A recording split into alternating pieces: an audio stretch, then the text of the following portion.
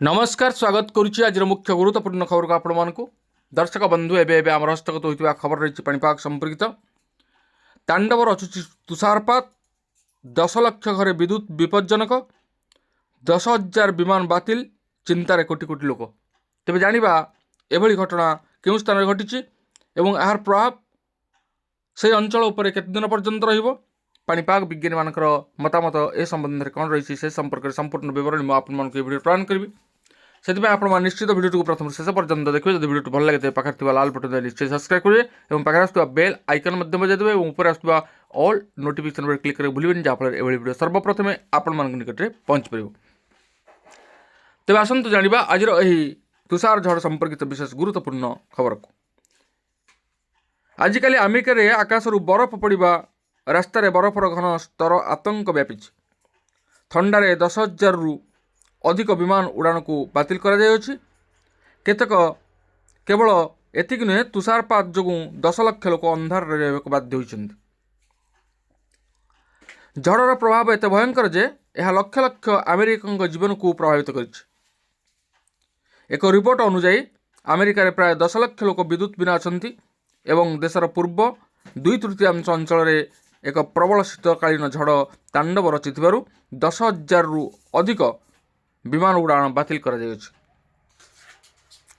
रविवार दिन जातीय पाणीपाग सेवा चेतावनी देथिला जे 0 डिग्री तले तापमात्रा एवं विपदपूर्ण परिस्थिति किछि दिन पर्यंत जारी रही पारे जहाँ यात्रा एवं भित्तिभूमि उपर विपदपूर्ण प्रभाव पकाई पारे। प्रभावित राज्यगुड़िक मध्य Mississippi, Texas, Louisiana, Kentucky, Georgia, Virginia एवं आलाबामा अंतर्भुक्त। जातीय पाणीपाग सेवा NWS उपत्यकारु ओहाइओ उपत्यकारु उत्तर पूर्व पर्यंत प्रबल तुषारपात होबार सतर्क कराई जेतेबेले निम्न मिसिसिपी उपत्यकारु दक्षिण पूर्व पर्यंत अंचल गुड़िक प्रबल तुषारपातर सम्मुखीन होइछ। 21.3 कोटी लोक प्रभावित होइछन्ति। जातीय बुधवार दिन जातीय पाणीपाग विज्ञानी आलिसन सांट्रोरेली यह एक विशाल झड़ बोली कहते कारण यह एत व्यापक थिला एवं न्यू मेक्सिको टेक्सास एवं न्यू इंग्लैंड पर्यंत 2000 माइल अंचल पार करी प्राय 21 कोटी लोक प्रभावित करथिला। अमेरिका राष्ट्रपति डोनाल्ड ट्रंप संघीय जरूरीकालीन विपर्यय घोषणा को अनुमोदन करछन्ति।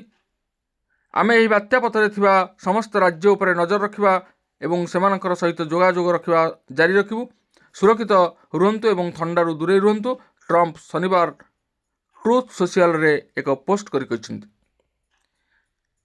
जातीय शीतकालीन सेवा सतर्क कराई दैछि जे प्रबल तुषारपात जोगु दीर्घ समय धरी विद्युत विभ्राट व्यापक गछ क्षति एवं अत्यंत विपज्जनक किंबा दुर्गम यात्रा परिस्थिति सृष्टि होई पारे। एपटे राज्य रे वर्तमान किछि किछि स्थान रे रातिर तापमात्रा बढ़ुथिबा बेले अन्य किछि स्थान रे तापमात्रा ह्रास पाइछि।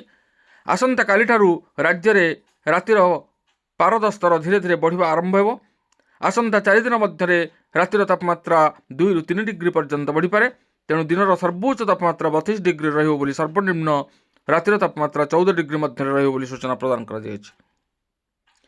भुवनेश्वर पाणीपाग विज्ञान केन्द्र पूर्वानुमान अनुसार आज शीत आहरी कमिबो कारण राज्यर सर्वनिम्न तापमात्रा 2 रु 3 डिग्री पर्यंत वृद्धि पाइबार संभावना रही। गत 24 घंटा मध्य जी उदयगिरी पारद 4.8 डिग्री रेकर्ड होता बेले फुलबाणी में 9.5, झारसुगुड़ा 9.6, राउरकेला 9.5, सेमिलगुड़ा 9.4, भुवनेश्वर 13.4, कटक 13 डिग्री। राज्यर आभ्यंतरीण और पश्चिम ओडिशार किछि किछि अंचल एबे भी थंडार परिमाण जारी रही। तेबे ए थिला आज पाणीपाग संपर्कित एक विशेष गुरुत्वपूर्ण सूचना। आज पुणी देखा आगामी भिडियो रे। रहुछि धन्यवाद, नमस्कार।